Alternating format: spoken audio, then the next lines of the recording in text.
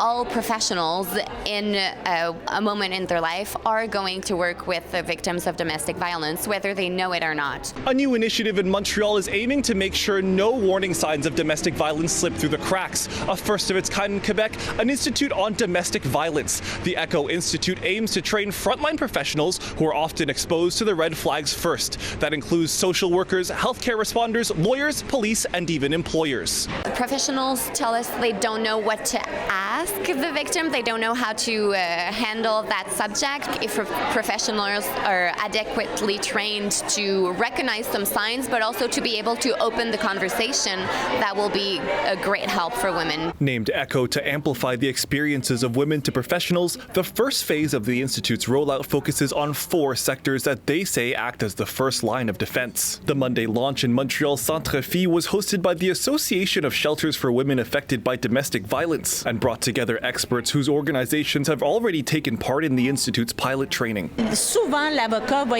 Often the lawyer will be called first, and they will be the first to receive the disclosure of domestic violence. The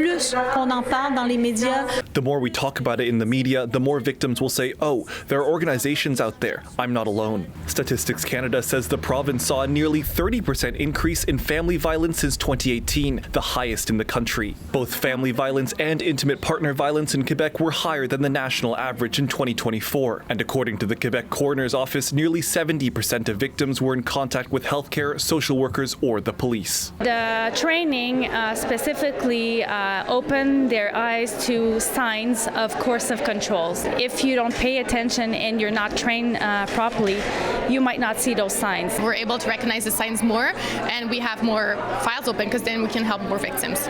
Officials say nurses play a major role in spotting abuse because they're embedded across the entire healthcare system. The Institute's program is delivered in partnership with organizations with the exception of nurses who receive individualized modules. The program is offered in both French and English. Nurses are everywhere, in youth centers, in home care, on the front lines in hospitals, in long-term care facilities. So these are people who can detect, screen, and support patients. Looking ahead, the Institute plans to expand its training to educate professionals on how to better support children affected by domestic violence and eventually extend programs to workers in the education system. What can help women is just asking the question, just opening a door so they can talk about their situation. In Montreal, Zachary Cheung, City News.